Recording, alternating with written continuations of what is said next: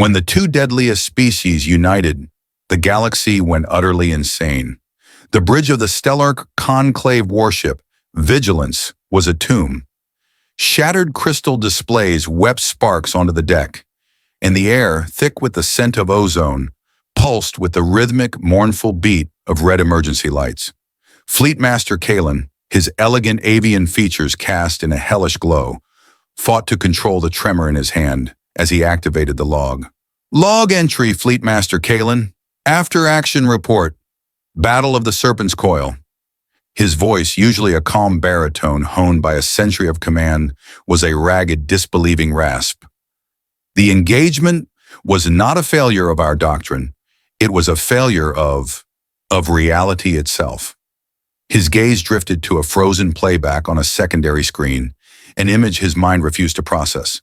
A hulking, four-armed brute mid-flight, rocketing through the void between ships. They don't fight like soldiers, he whispered into the log. They fight like a fever dream. The brutes, the Grail. We expected savagery. We did not expect them to use their own bodies as living cannons, physically hurling the smaller armored humans across the void to board our cruisers. And the humans, he choked on the word, the memory burning. They were composers. They directed the rampage. They weaponized the Grul's howls, turning our comms into a cacophony of sonic terror that paralyzed my bridge crew. He shook his plumed head, a gesture of profound defeat. It's not warfare. It's madness. A coordinated, tactical madness. Logic does not apply. Protocol is meaningless. We faced a new kind of predator, born of two opposing nightmares. Kalen straightened, forcing the official, sanitized language from his throat. The official report will list the cause of our defeat as catastrophic tactical incoherence. But that's a lie. The truth is, we encountered something our philosophy has no word for. We encountered the impossible, and it broke us. 3 months earlier, the briefing room at TCA Forward Base Epsilon was a cold, sterile box of polished metal and recycled air. It was a place designed for logic and order, a stark contrast to the image dominating the holographic table. The steaming, feral jungles of the moon Vexia. Commander Thompson, a man whose face was a roadmap of forgotten campaigns, gestured at the map with a weary sigh. Vexia, he grunted, not looking at the young officer standing before him. A cesspool of everything that wants to bite, poison, or dissolve you. It's also home to the Grul. He finally turned, his gaze dismissive. You're Evan Reed? Yes, sir, Reed replied, his posture ramrod straight. Read your file. Top marks in unconventional warfare simulations at the Academy.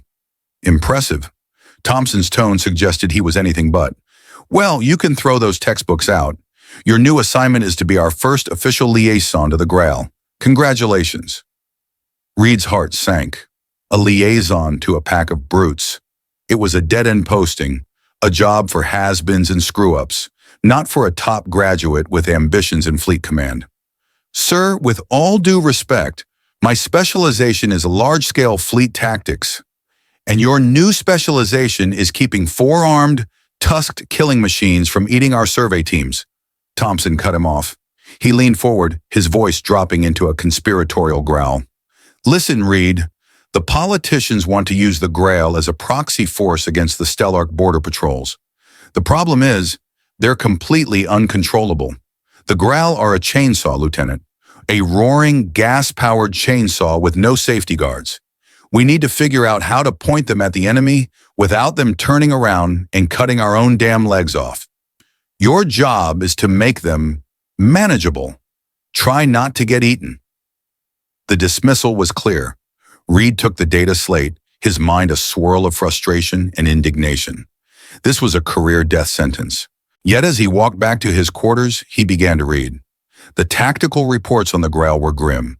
They were brutally effective in small skirmishes, but strategically inept on a larger scale.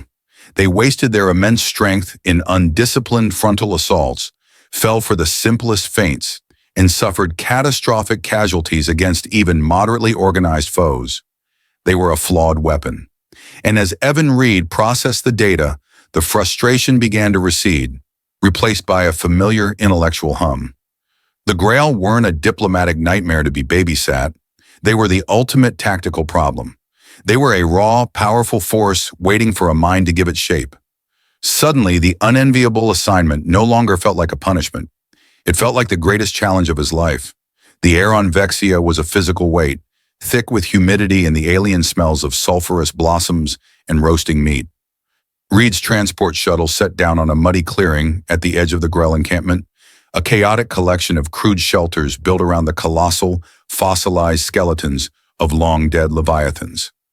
Crude banners of stretched hide and bone clattered in the hot, heavy breeze. This was a place built by predators. For predators, they were waiting for him. A dozen Graal, each one a mountain of scarred muscle and coarse fur, formed a semicircle around the ramp. At their center was Korg. He was even larger than the files suggested, a behemoth whose tusks were chipped and yellowed from countless battles. He carried no weapon, because he was a weapon.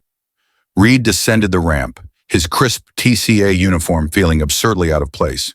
He kept his hands visible and his posture relaxed, just as the xenopsychology primers advised.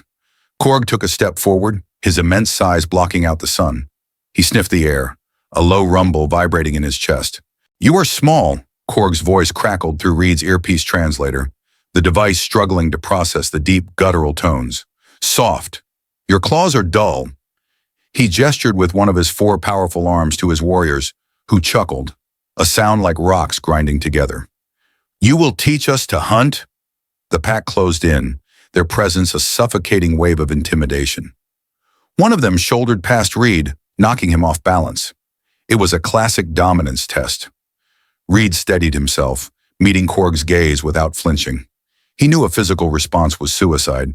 A show of fear was an invitation to be devoured. He had only one weapon here, his mind.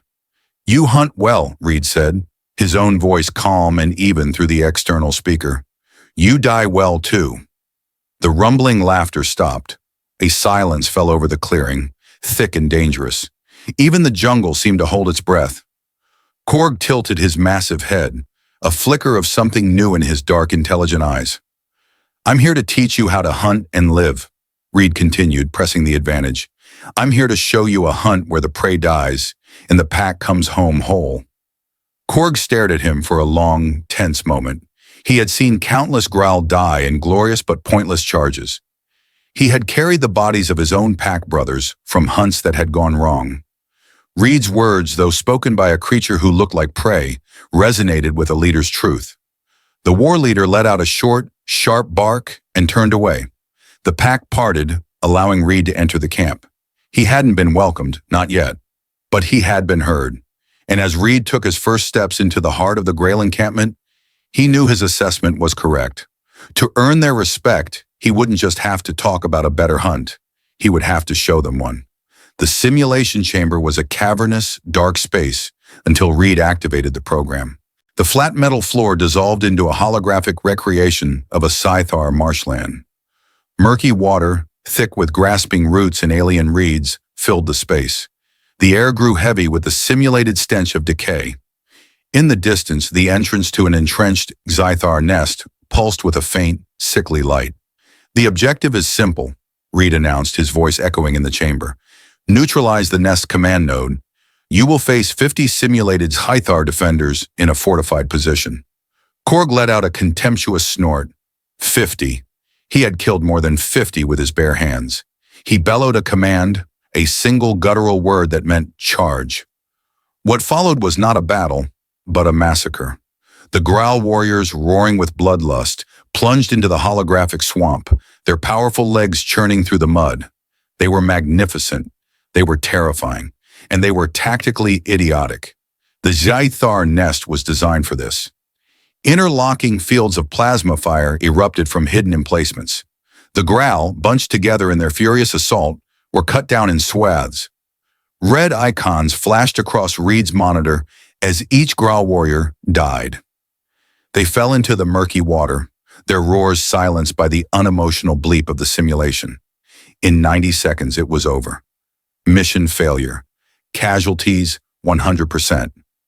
The simulation flickered and died, returning the chamber to its empty, metallic state. Korg stood in the center of the room, his massive chest heaving.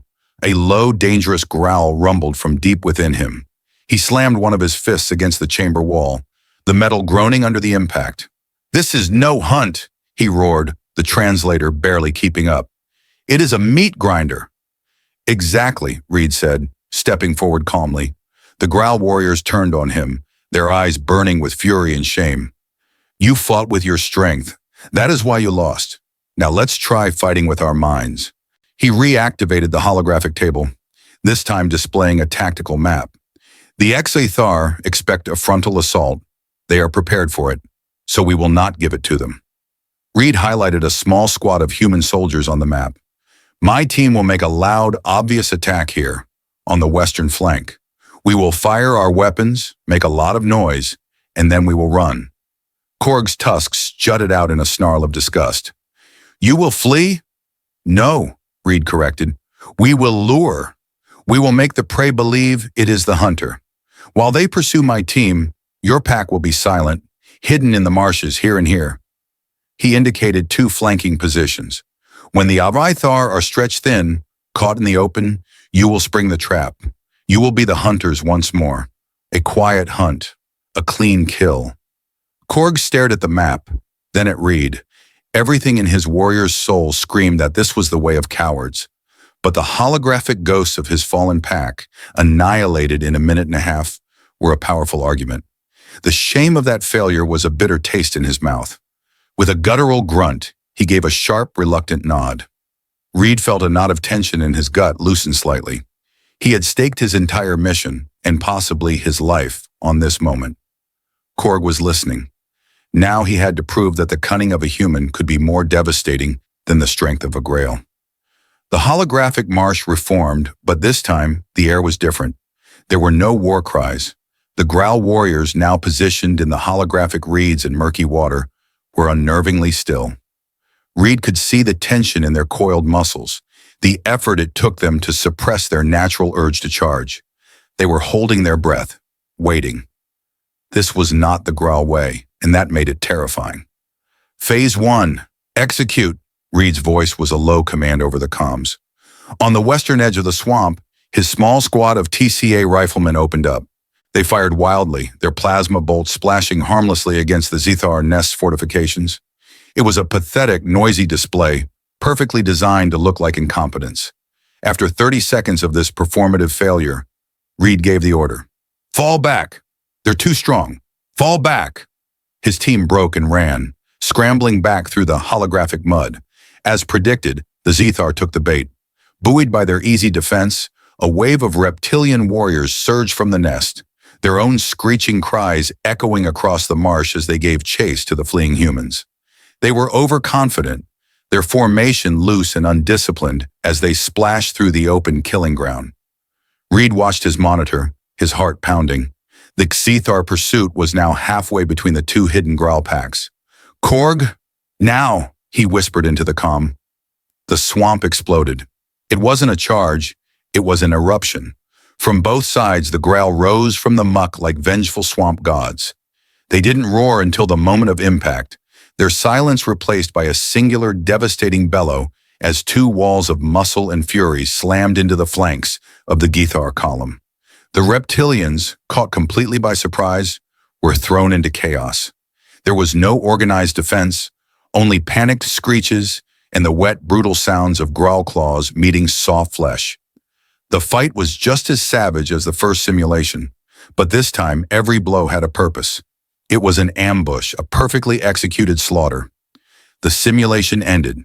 The victory screen flashed. Mission success. Casualties, 3%. The lights came up in the chamber. The Growl were breathing heavily, their bodies still humming with adrenaline, but their eyes were clear. They looked at the casualty report, then at their own pack, all of whom were still standing. Then they all looked at Reed. Korg walked over to him, the metal floor groaning under his weight. He was covered in simulated Zethar viscera. He stopped just before Reed, his massive shadow engulfing the human. He looked down, and for a moment, Reed felt a primal jolt of fear. Then Korg spoke, his voice a low rumble of dawning comprehension. "Your hunt is quiet," he said. the translator relaying the words with newfound gravity. But it is a clean kill. It was the highest praise a Grell could offer. It wasn't about courage or honor. It was about lethal efficiency. Reed had shown them a way to kill that was smarter, sharper, and ultimately more deadly. He hadn't just won a simulation. He had earned the respect of a predator by teaching it a more cunning way to hunt. In Korg's eyes, Reed was no longer a soft, weak creature. He was a pack leader. The galaxy, which had long operated on predictable animosities, did not know how to react.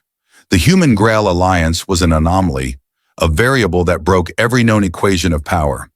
In a smoke-choked bar on the lawless asteroid of Tartarus, a one-eyed pirate captain slammed his mug down, sloshing foul-smelling liquid onto the table. "It was a simple freighter raid," he roared to his crew. Then suddenly half the shipping containers are empty and they're blasting growl war cries from cheap speakers. While we were distracted, their real ship came out of stealth behind us. A human trick, a coward's trick. His men grumbled in agreement. No one had ever accused the Grell of being clever before. Miles away, in a sterile boardroom of polished chrome, a syndicate boss addressed his lieutenants via a shimmering hologram. His face was a mask of cold fury. "Our smuggling operations in the Vexia sector are down 80%.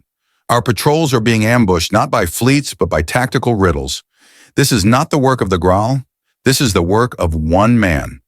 An image of Lieutenant Evan Reed appeared beside the boss. "A bounty," the boss stated. "A large one. I want the human tactician's head, and I want the Graal who follows him to watch." The fear was greatest in the highest halls of power. Within the iridescent crystalline chambers of the Lumen, ancient bureaucrats debated in hushed tones. "The reports are contradictory," chirped one ambassador, his light form flickering with anxiety. "Our sources claim the humans are using the brutes as living shields. And mine claim the Graal are executing human-designed flanking maneuvers," another countered. "It's a strategic impossibility. Savagery and discipline cannot coexist in such a manner. It is illogical." The debate was interrupted as a new piece of intelligence flashed across the Grand Chamber's central display. It was raw, unedited combat footage from a skirmish on the barren moon of Zadric Null. A small human outpost, under siege and about to be overrun by rogue automatons, was saved at the last moment. A single Graal warrior was seen dragging a wounded human sergeant through a hail of plasma fire, shielding the smaller soldier with his own massive body. Pinned down, the Graal looked at the human, then roared a challenge into the open comms, his voice a promise of shared violence that would become the slogan of a revolution. "For my brothers in blood and dirt." The Lumen ambassadors fell silent, their crystalline forms dimming. They were trying to fit the alliance into the old boxes of master and slave, of vanguard and cannon fodder. They couldn't understand what they were seeing was something far more dangerous, the birth of genuine loyalty between the galaxy's most cunning strategists and its most ferocious warriors. The bridge of the Pathfinder, Reed's command shuttle, was silent save for the soft hum of its life support. On the main view screen, the Serpent's Coil twisted through the void, a treacherous nebula of shattered asteroids and the skeletal remains of long-dead shipyards. It was a place where fleets came to die. "Intel is confirmed," Reed said, his eyes tracing the red icons massing on the tactical display. "A combined fleet. Stellark command cruisers, Xethar hunter-killers, even some Char outriders. They're waiting for us deep inside the coil, expecting a fight." Beside him, Korg stared at the screen, his massive form filling the oversized co-pilot's seat. He let out a low, guttural growl. "They hide and wait. Cowards." A grim smile touched Reed's lips. "Good. Cowards are predictable." He magnified the enemy's formation. It was a classic hammer and anvil trap, designed to crush a reckless, charging foe. "They've studied your old tactics, Korg. They expect you to charge headfirst into their guns. They think we're stupid." "We are not," Korg rumbled, his voice full of a new, dangerous confidence. His trust in Reed's cunning was now absolute. This wasn't just a battle to him. It was the ultimate test of their new pack, the ultimate hunt. No, we're not, Reed agreed. They're expecting a roaring beast to come through their front door. Instead, we're going to be ghosts. We'll use the debris field for cover, slip our boarding teams onto their command ships before they even know we're there. We'll cut the head off the snake while it's still sleeping. Reed looked from the cold, calculated enemy formation on the screen to Korg's eager predator's gaze. This was it, the final exam. Everything they had built together would be validated or annihilated in the coming hours. Failure meant the end of the Alliance and a return to the galaxy's brutal status quo. But victory would reshape the stars. The battle for the Serpent's Coil began not with the thunder of cannons, but with a whisper. Dozens of TCA stealth shuttles, painted matte black and running colder than the void itself, detached from the main fleet and slipped into the asteroid field like sharks through a reef. They bypassed the enemy's picket lines and sensor nets, their goal not to fight the fleet, but to decapitate it. On the bridge of the stellar flagship Vigilance, Fleet Master Kalen watched his perfect formation hold steady. His trap was set. Now he simply had to wait for the primitives to charge. Sir, his sensor officer reported, a nervous edge to his voice. We have an anomaly. Proximity alerts triggered inside the Blade of Justice in the sunlit spear. Kalen's feathers bristled. Inside? That's impossible. It was then that the screaming began. Aboard the Blade of Justice, a squad of Growl warriors erupted from a stealth shuttle that had docked in a blind spot near the engine block. They poured into the pristine, white corridors, a tidal wave of fur and fury. The stellar crew, trained for orderly ship-to-ship combat, had no response for such primal violence. The Growl were not soldiers, they were a force of nature, and they carved a path of destruction straight toward the bridge. At the same time, Kalen's own comm system exploded. It wasn't plasma feedback. It was a sound, a recording amplified and distorted into a weapon of pure psychological terror. The raw, blood-freezing howl of a Growl pack on the hunt. The sound rattled the crystal conduits and sent shivers of primal fear through his bridge crew. His tactical officers clutched their heads, their sophisticated minds short-circuiting. Report! Kalen shrieked over the din. Their comms are screaming at us, sir. Then came the sight that shattered Kalen's sanity. On the main view screen, he saw a firefight on the hull of a disabled shipyard. A squad of human Marines was pinned down, separated from their objective by a 100-meter chasm of empty space. Then a Growl warrior lumbered into view, grabbed a human soldier, and with a thunderous roar, threw him across the chasm. The Marine landed perfectly, magnetic boots locking onto the far side, and immediately opened fire. Another Growl followed, then another, turning themselves into living artillery. By the Founders, Kalen breathed, his voice trembling. They're using the savages as artillery. The universe had turned upside down. The Growl, creatures of instinct, were the linchpin of a complex, multi-pronged infiltration. The humans, a species supposedly aspiring to galactic civilization, were using the most barbaric psychological tactics he had ever witnessed. His fleet, built on logic, was being dismantled by madness. Ships without leaders were firing wildly. Captains, deafened by the sonic assault, were unable to coordinate. The hammer and anvil trap had closed on nothing, and now the anvil was being shattered from the inside out. The retreat call was not an order. It was a panicked, broken plea that spread from ship to ship. Logic has failed. Their tactics are anathema. Retreat! Retreat! Kalen watched as his grand fleet, the pride of the stellar conclave, broke and fled in chaos. He had come here to crush an aberration, to restore order. Instead, he had witnessed the birth of an unholy symphony, and its music was the sound of 1,000 years of military doctrine turning to dust. In the quiet aftermath, on a barren, nameless asteroid overlooking the coil, a single construction drone erected a simple monument. There was no grand statue, no triumphal arch. It was just a slab of black, unpolished stone upon which two helmets were placed side by side. One battered TCAA infantry helmet, the other a heavy, tusked Growl war helm. Commander Evan Reed, his promotion confirmed just hours ago, stood watching the drone's precise work. Beside him, Korg stood with his shattered arm now encased in a humming TCA medical brace. He looked at the monument, a low rumble in his chest. A quiet marker for a loud hunt, the Growl leader observed. It's a warning, Korg, Reed replied, his gaze fixed on the two helmets. A warning that the galaxy's rules have changed. Korg bared his tusks, the gesture no longer a threat, but a grin of pure, savage satisfaction. Good. Their rules were boring. A soft chime came from Reed's wristcom. It was a priority one request routed through the new secure channels they had established. A small independent colony in the fringe systems was being harassed by pirates and was formally requesting aid from the Human Grell Alliance. They were no longer just a military unit. They were becoming a beacon. Reed looked from the message to Korg, who simply nodded, his pack ready for the next hunt. He thought back to Thompson calling the Growl a chainsaw, a tool to be aimed. He had been wrong. They weren't a tool. They were partners. Their journey had started as a desperate gamble, a fusion of opposites. Now they were the galaxy's most feared and respected fighting force. Reed finally understood. Their power wasn't born of human cunning or Grell strength alone, but from the impossible trust that had forged two weaknesses into one unbreakable, terrifying strength.